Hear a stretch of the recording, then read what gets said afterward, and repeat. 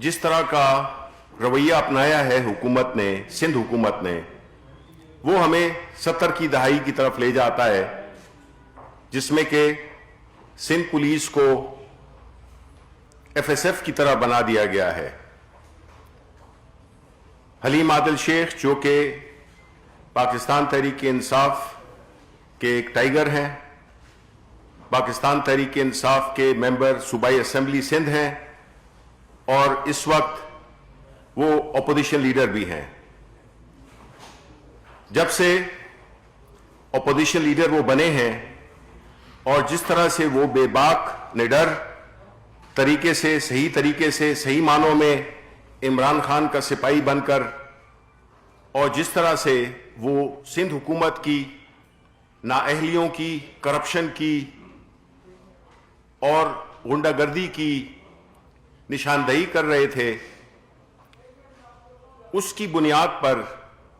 उनके पहले farm house को गिराया गया, स्टे ऑर्डर की कोई परवाह नहीं की गई। उससे भी इनका दिल ठंडा नहीं हुआ और इन्होंने उनको ऊपर हमला करके, वो भी मुर्तजा भुट्टो स्टाइल हमला करके, उनको नुकसान पहुंचाने की कोशिश की गई। उनको CIA सेंटर में जब रखा गया, वहां पे सांप फेंका गया और इसी तरह तशद्दुद भी किया। अब एक ऐसी हुकूमत जो कि नाअहल भी है, करप्ट भी है, वो जो इकदामात कर रही है सिंध में, जिस तरह से पुलिस का मिसयूज किया जा रहा है, और हमने ये बारहा कहा है कि सिंध में जो पुलिस की भर्ती हैं वो सियासी बुनियादों पर इन्होंने की हैं, चूंकि इनकी पूरी जो क्रिमिनल एक नेटवर्क है उसको सियासत का लिबादा ओढ़कर और कारोबार और पैसे बनाने का एक जरिया बनाया हुआ है। थर पार्कर इलेक्शन में भी आपने देखा कि किस तरह से हरासा किया गया PTI के वर्करों को, और एक जमहूरी एक्टिविटी इलेक्शंस, उसमें उन्होंने अपनी हुकूमती मशीनरी को गैर कानूनी तौर पे इस्तेमाल किया। इसी तरह जो हलीम आदिल शेख हैं, जो कि गाहे बगाहे सिंध असेंबली में सिंध हुकूमत की करप्शंस की दास्तानें बयान करते हैं, चाहे वो गरीबों की पेंशन फंड्स, जो कि वहां के चीफ मिनिस्टर के आबाई इलाके दादू में एक ही खानदान के लोग 80 खानदान लोगों के अकाउंट्स में पाए गए। इसी तरह उन्होंने जो पूरा एक करप्शन का और एक अकरा परवरी का, एक ध्वंस का एक कल्चर सिंध में बनाया हुआ है, तो हमें समझ आती है कि किस तरह से कई दहाइयों में हुकूमत होने के बावजूद सिंध की जो हालत इज़ार है वो एक इबरत का एक जीता जाता सबूत है। अस्पतालों की हालत देखें, पीने के पानी के इंतजामात देखें, लॉ एंड ऑर्डर देखें। सबसे बड़ी चीज, जान और माल महफूज नहीं है, बिकॉज एक गुंडागर्दी है जिसमें के जो अवामी नुमाइंदे हैं हलीम आदिल शेख जैसे, उनको भी स्पेयर नहीं किया जा सकता। तो आप सोच सकते हैं कि एक आम आदमी के साथ ये लोग क्या करते होंगे। हलीम आदिल शेख जो कि एक पहले भी मेंबर असेंबली रह चुके हैं, उस वक्त उनको कोई भी नहीं, कुछ भी नहीं कहा जाता था, लेकिन जब से वो लीडर ऑफ द ऑपोजिशन बने हैं और जिस तरह से वो एक्सपोज कर रहे हैं सिंध हुकूमत की करप्शन को, तो उन पे ये पॉलिटिकल विक्टिमाइजेशन की एक बदतरीन एग्जाम्पल है। आसिफ अली जरदारी साहब बड़े फख्र से कहते थे कि मेरे दौर में कोई पॉलिटिकल प्रिजनर नहीं था। ये तो आपके अपने सूबे में आपने पॉलिटिकल प्रिजनर बनाया हुआ है, तशद्दुद कर रहे हैं, कानून की धज्जियां उड़ा रहे हैं, स्टे ऑर्डर्स को आपको परवाह नहीं। हुकूमत سندھ ایک خاص مخصوص طبقے کے لیے لگی ہوئی ہے. سندھ کے عوام بالخصوص جو دیہی علاقے ہیں وہ آج بھی ایک قسم کی غلامی کی زندگی گزار رہے ہیں, اور ان کو نہ تو جمہوریت کے ثمرات ملے ہیں, نہ ذوالفقار علی بھٹو کی سیاست کے جس میں کہ روٹی کپڑا مکان کا دعویٰ کیا گیا تھا, نہ اس کے کوئی ثمرات نظر دیکھنے میں ملتے ہیں. حلیم عادل شیخ کو اس لیے بھی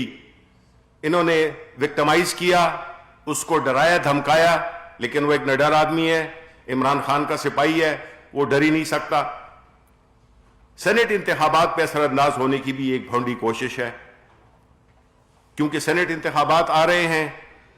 ایک طرح وہ پیسوں کی سیاست جو کہ جس کی باز گزشت ہمیں سنائی دے رہی ہے, جس طرح کے وہ بیانات دے رہے ہیں, کم تعداد ہونے کے باوجود بھی اپنی جیت کے وہ دعوے کر رہے ہیں. ان کے وکیل سپریم کورٹ میں سیکرٹ بیلٹ کی صفات بیان کر رہے ہیں. بے نظیر بھٹو کے دستخط شدہ چارٹر آف ڈیموکریسی کو انہوں نے آج یہ کہہ کر کہ ووٹ سیکرٹ ہونا چاہیے, انہوں نے بے نظیر بھٹو کے سائن کیے ہوئے اس معاہدے چارٹر آف ڈیموکریسی کو بھی ردی کی ٹوکری میں پھینک دیا ہے. یہ سارے باتیں اس بات کا نشاندہی کرتی ہیں جس کا کہ پرائم منسٹر عمران خان ہمیشہ ذکر کرتے ہیں. سیاست شروع ہی اسی سے کی اور آج تک اپنے موقف پہ قائم ہیں کہ جب تک اس ملک میں پیسے کی سیاست چلے گی, لوگوں کے ضمیر خریدے جائیں گے, بیچے جائیں گے, ووٹ خریدے جائیں گے, بیچے جائیں گے, نہ ہماری جمہوریت مضبوط ہو سکتی ہے, نہ ہماری معیشت مضبوط ہو سکتی ہے, اور نہ ہماری پوری سوسائٹی کی جو اخلاقیات ہیں وہ بہتر ہو سکتی ہیں. ایک ایسا ماحول, ایک ایسا کلچر جس میں کہ پیسہ اور دھونس, غنڈہ گردی, دہشت کے ذریعے سے سیاست ہو, وہ جمہوریت نہیں کہلا سکتی. ہماری حکومت پوری طرح اس پہ مضبوط کھڑی ہے اپنے اس اخلاقی بنیاد پہ کہ اگر ہم نے جمہوریت کے اصل ثمرات دیکھنے ہیں تو ہمیں چیزوں کو شفاف بنانا ہوگا, ہمیں چیزوں کو کھلا کرنا ہوگا, کیونکہ اسی سے وہ لوگ جو کہ پیسے کی زور پہ آتے ہیں یا کسی اور وجہ سے آتے ہیں وہ ڈسکریج ہوں گے, وہ نہیں آ سکیں گے, اور عام لوگ جو کہ قابلیت اور اہلیت کی بنیاد پر الیکشن لڑیں گے, اور خاص طور پہ سینٹ کے الیکشن جس میں کہ سارے پاکستان کو پتہ ہے کہ خرید و فروخت ہوتی ہے. اور پاکستان تحریک انصاف وہ واحد حکومت ہے جس نے کہ 2018 کے الیکشنز میں جن ایم پی ایز نے ووٹ بیچے تھے ان کو پارٹی سے نکال دیا گیا. کوئی اور جماعت اس کا ثبوت نہیں دے سکتی ہے کہ انہوں نے عملی طور پہ, ہم جو کہہ رہے ہیں ہم نے عمل بھی اس پہ کیا ہے, باوجود اس کے کہ ہماری جو حکومت تھی وہ بڑے کم ووٹوں پہ تھی خیبر پختونخوا میں 2013 سے 18 تک, لیکن وہ اخلاقی جواز, وہ اخلاقی بنیاد جس پہ کہ ہم کھڑے ہیں اس کو ہماری ہی پارٹی, عمران خان ہی اس ملک کے سیاسی کلچر کو تبدیل کر سکتے ہیں, اور وہ اس کے عملی اقدامات بھی اٹھا رہے ہیں. اب وقت آ گیا ہے کہ لوگوں کو پتہ چل جائے کہ کون کہاں پہ کھڑا ہے, کون چاہتا ہے کہ یہی, اور افسوس کی بات کیا ہے کہ انہی لوگوں کو وکیل بنایا جا رہا ہے جن کا ایک امیج ہے, لیکن وہ امیج تار تار ہو جاتا ہے جب آپ ایک ایسی پوزیشن یا ایک ایسے اصول پہ یا ایک ایسی منطق پہ کھڑے ہوتے ہیں جو کہ جس کا کہ نہ کوئی اخلاقی جواز ہے, نہ کوئی اس کا ایسی منطق بنتی ہے جس سے کہ وہ اپنے آرگومنٹس میں کوئی وزن لا سکیں. شفافیت کے خلاف کون ہوگا؟ اس وقت شفافیت اور تاریکی کے درمیان چوائس کرنی ہے. وہ لوگ جو کہ تاریک اندھیروں میں فیصلے کرتے ہیں اور وہ لوگ جو کہ دن کی روشنی میں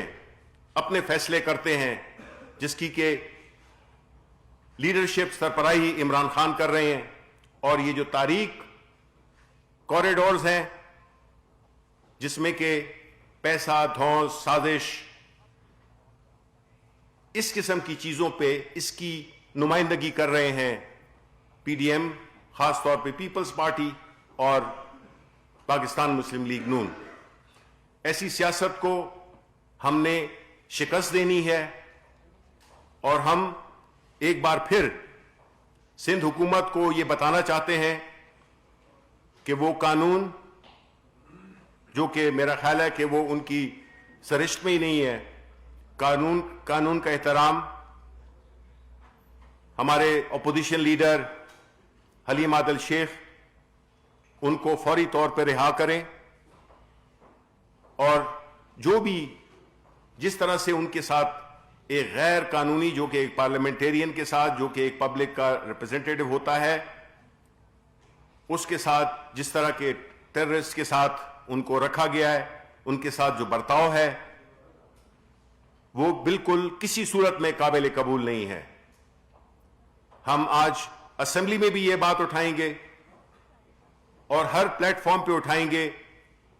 کہ جو ظلم، جو تشدد ہمارے اپوزیشن لیڈر حلیم عادل شیخ کے ساتھ ہو رہا ہے، اس کی قطعی نہ کوئی اخلاقی جواز ہے، نہ اس کا کوئی قانونی جواز ہے.